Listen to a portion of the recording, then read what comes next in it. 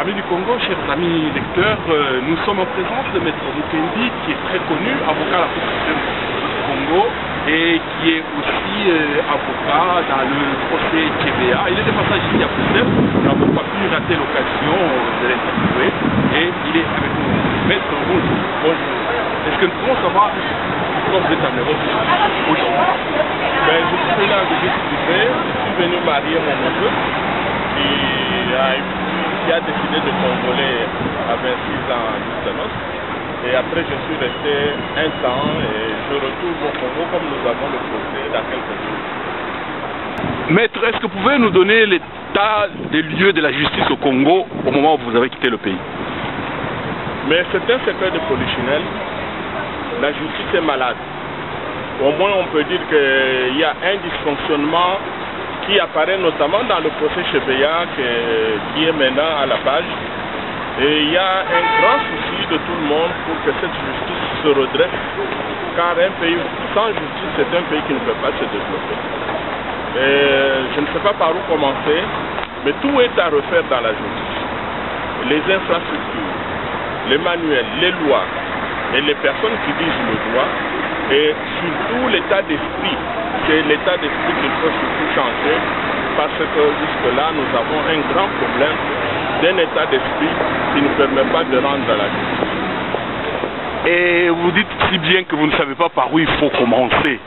Et est-ce que il n'y a pas une prise de conscience, ne serait-ce qu'au niveau des hommes qui doivent dire la loi? Eh bien, je peux dire que jusqu'à présent, il y a surtout des jérémiades. Et comme vous le dites très bien, après les jérémiades, il faut maintenant une prise de conscience. Tout le monde constate, en commençant par le président de la République, les hauts magistrats, les avocats, les justiciables, tout le monde est d'accord que la justice fonctionne mal. Mais la prise de conscience n'est pas encore effective. Et je crois que le moment est venu que nous prenions tous conscience et que nous cherchions les remèdes pour que cette justice puisse un jour marcher afin de garantir le développement du pays. Dans la vie quotidienne de l'avocat congolais, est-ce que vous avez la liberté d'exercer votre profession sans pression? Eh bien, je peux dire oui et non. Théoriquement, d'après les lois, nous avons la liberté d'exercer devant toutes les juridictions, mais les pressions sont beaucoup plus subtiles. Il y a la pression, notamment dans les procès politiques, qui s'exerce sur les avocats et qui peut résulter soit en une privation de liberté pour un motif imaginaire.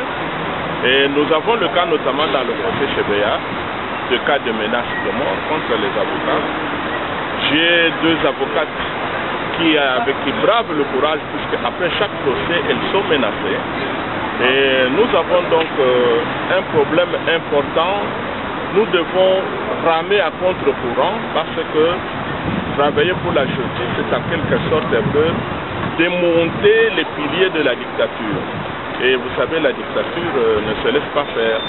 Et c'est le cas dans le procès que nous vivons pour le moment. Oui, un mot quand même sur ce fameux procès. Où en est-on? Le procès de Chebeya. Avec les dysfonctionnements de la justice, il y a eu beaucoup de vices de procédure qui ont fait que notamment les personnes en fuite n'ont pas été citées régulièrement comme le code de procédure le prévoit. Ce qui fait que jusqu'à présent, la justice essaye de les citer normalement. Et nous attendons prochainement un arrêt de la haute cour militaire qui devra pouvoir trancher sur le point de savoir comment on peut saisir la haute cour militaire en notifiant ces personnes. Il faut malheureusement un délai de 3 mois et la publication du journal officiel. Ce n'est que quand ces personnes auront été notifiées valablement et régulièrement que la justice pourra reprendre son cours et qu'on pourra leur faire une instruction valable. Et quel est le prochain rendez-vous pour le procès Chebeya? Le prochain rendez-vous, c'est le 30 avril. Nous attendons cet arrêt de la haute cour militaire qui permettra donc de décider de la citation régulière des 3 fugitifs qui sont présumés être les meurtriers de Chebeya, et ainsi donc le procès pourra continuer sur de bonnes bases. Maître Mukendi, Nous vous remercions. Merci beaucoup et félicitations pour tout ce que vous faites pour que ce procès ne tombe pas aux oubliettes. Nous avons un combat très important à lutter contre l'impunité et les ennemis de la vérité veulent que le procès Chebeya tombe dans les oubliettes. Merci à tout le monde, toutes les personnes qui travaillent tant soit peu pour que la vérité éclate. Je trouve ici l'expression de notre vraiment notre reconnaissance.